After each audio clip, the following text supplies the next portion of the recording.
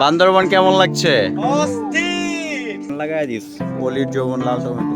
তুমি এই যে ঢুকতে দিছে কে? এমন কালা হইছে যে আমার ক্যামেরা লেন্স হওয়ার দরকার। এরকম ভিউ পাইতে হলে পাহাড়ে আসতে হয়, তোমাদের মতো ঘরে বসে থাকলে হয় না, বুঝছো? কখনো ভাবি নাই যে এভাবে ট্যুর দিতে পারবো লাইফের ফার্স্ট টাইম ফ্রেন্ডদের সাথে। আমরা এখন চলে আসছি এই যে লামা বাজারে। এটা হচ্ছে লামা বাজার। আর এইখানে কি একটা ভাই আছে, উনি আসবে, উনি এসে আমাদেরকে রিসিভ করে নিয়ে যাবে। আমরা এখন এইখান থেকে ডিরেক্ট গিয়া রিসোর্টে চলে যাব ওই ভাই আসলেই। তো উনি আসতেছে 6টার দিকে। ওয়েট করছি 2 ঘন্টা ধরে, গাড়ি খুঁজছি, তারপর আইছি। হ্যাঁ, এই যে সেই ভাইয়া, ওনার সাথে দেখা।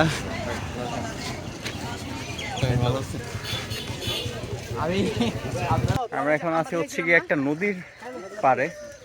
নদীর নামটা কি আমি সঠিক জানি না ভাই। এই নদীর নাম কি? হ্যাঁ, মাতামুহুরী নদী। এটা নদীটা কিন্তু অনেক সুন্দর। এইখান থেকে পাহাড়ের ভিউটা দেখা যায় অনেক জোস ভাবে। দেখেন এই যে পাহাড়টা অনেক সুন্দর দেখা যাইতেছে, জায়গাটা অনেক সুন্দর। সো ফাইনালি চলে আসছি লামা, আমাদের রিসোর্ট গাইস। ওই যে পাহাড় দেখতেছেন, ওই পাহাড়ের উপরে একদম টপে এই যে এখানে আমাদের রিসোর্ট। এখন আমরা এইখানেই যাব। চাইলে তুমি হারিয়ে যাও রাজাহীন কোন রাজ্যে, জনশূন্য কোন রাজ্যে, যদি চাও রাঙিয়ে দাও। তো গাইস, আমরা অনেকক্ষণ ওই রিসোর্টে আসছি। তারপর ফ্রেশ ট্রেশ হয়ে দেন একটু রেস্ট নিছি, ঘুমাই গেছিলাম। তা এখন বাজে অলমোস্ট 2টা-3টার মতো আর কি। এখন বের হইলাম একটু হাঁটার জন্য। আর এই ভিউ দেখার পর প্রকৃতি যেন আমায় ডাকছে। দেখেন প্রকৃতি নিজে আহ্বান জানাচ্ছে। আর এইরকম ভিউ সাথে গিয়ে যে ফ্রেন্ড সার্কেল, এই ভিউ গাইস, যদি ফ্রেন্ড সার্কেলের সাথে যদি না বের হন তাহলে এরকম ভিউ কখনোই পাবেন না, কোটি টাকা দিয়েও পাবেন না। রিসোর্টটা আসলে অনেক সুন্দর। সুন্দর হবে না কেন? পাহাড়ের বুকে আছে, রিসোর্ট তো অবশ্যই সুন্দর হবে। আর জায়গাটা অনেক সুন্দর। কেমন লাগছে ভাইয়া? বান্দরবান কেমন লাগছে? অস্থির, শুধু ভিউ আর ভিউ। লাইফে যদি প্রকৃতপক্ষে সুখ পেতে চান তাহলে ভ্রমণে বেরিয়ে যান, তাও একা নয়, ফ্রেন্ডদের সাথে। তাহলে প্রকৃতপক্ষে সুখ কি জিনিস সেটা বুঝতে পারবেন। যেমন এই যে এরকম কি ভিউ। ভিউ দেখছো বা? ভিউ এরকম ভিউ পাইতে হলে পাহাড়ে আসতে হয়, তোমাদের মতো ঘরে বসে থাকলে হয় না, বুঝছো? ওই যে উপর একটা ভিউ পয়েন্ট আছে। আমরা এখন পাহাড় ট্রেকিং এ বের হয়ে গেছি বন্ধু।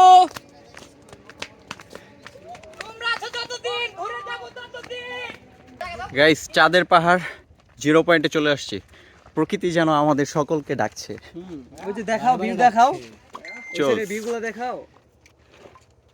এখন যদি একটা বৃষ্টি হইতো তাহলে দেখতে পারতাম যে মেঘ আমার ভিতর দিয়ে যাচ্ছে, আমাকে উড়িয়ে নিয়ে যাচ্ছে। গাইস, আপনাদের একটা জিনিস দেখাই। দেখেন মেঘের যে ছায়াটা কিভাবে পড়ছে। এই যে দেখেন, ওই যে এইখানে এই যে যতটুকু দেখা যাইতেছে এটা মেঘের ছায়া। দেখেন এই যে বড় মেঘ, দেন এটার ছায়া পড়ছে এই যে এখানে। গাইস, পাহাড় ট্রেকিং কষ্ট হলেও প্রকৃতি তার কষ্ট, মানে প্রকৃতি তার সৌন্দর্য দিয়ে কষ্ট দূর করে দেয়, যেমনটা দেখতেই পারতেছেন। প্রকৃতির যে একটা মায়া, সেটা বান্দরবন আসলে বুঝতে পারবেন। আর সেটা আসতে হবে ফ্রেন্ডদের সাথে, তাহলে অন্য রকমের একটা মজা পাবেন, আর অন্য রকমের একটা মায়া জড়িয়ে যাবেন, প্রকৃতির মাঝেও বন্ধুদের মাঝেও।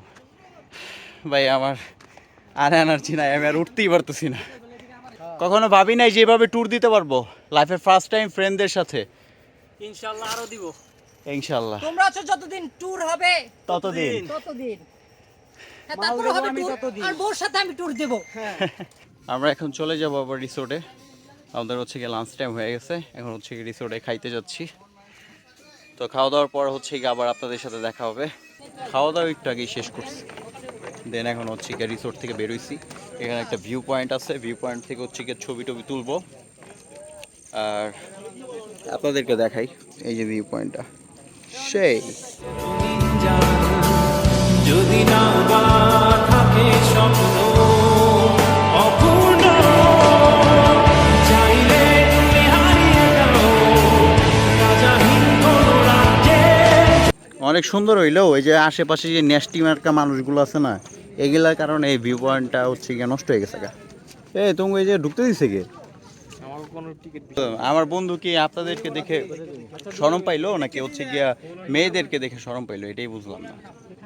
গান লাগাই দিস, অলির যৌবন লাল টমেটো। না ঘুমায় ঘুমায় তুমি শেষ ভাই, তোমার যৌবন আর কি হইবো। এই মামা দেখ একটা জিনিস, ওই এমন কালা হইছে যে আমার ক্যামেরার লেন্স হওয়ার দরকার নেই। যেদিকে তাকাম ওইদিকে ভিউ। তো কথা হচ্ছে এটা না, বান্দরবন আসছি, ডানে বামে সব জায়গায় ভিউ থাকবে, এটা স্বাভাবিক। আর এখন হচ্ছে গিয়ে রাত হয়ে গেছে, প্রায় অলমোস্ট 9টার মতো বাজে। এখন হচ্ছে গিয়ে আমরা বারবিকিউ করতেছি। তো ওইখানে হচ্ছে গিয়ে চলেন যাই, অ্যান্ড ওইখান থেকে হচ্ছে গিয়া সিনেমাটিক ভিউ দেখে আসি। তো এই যে এখানে বারবিকিউ করা হইতেছে।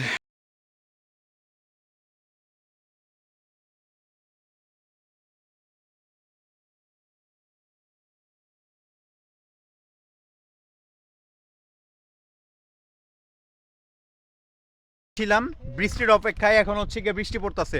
অলমোস্ট বাজে হচ্ছে গিয়া সকাল 4টা, সন্ধ্যে মেঘ জিতেছে। এই দৃশ্য বলার মতো না।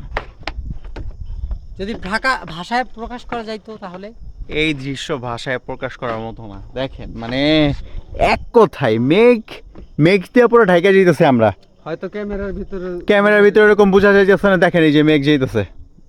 এখন মনে হইতেছে গাইস যে বান্দরবন আইসা আমরা সার্থক। বান্দরবন আসার যে 2 দিন রাত আমরা যে জায়গা ছিলাম, ইভেন এখনো জায়গা আছি শুধুমাত্র এই ভিউটা দেখার জন্য।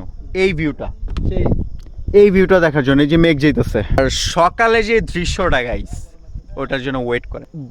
ভাষায় প্রকাশ করার মতো না।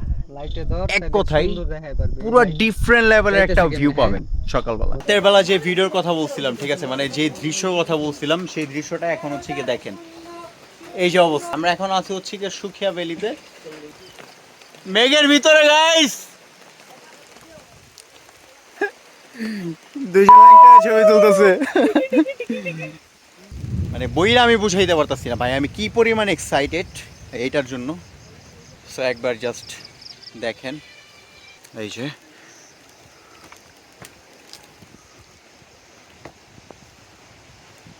যে মেঘ।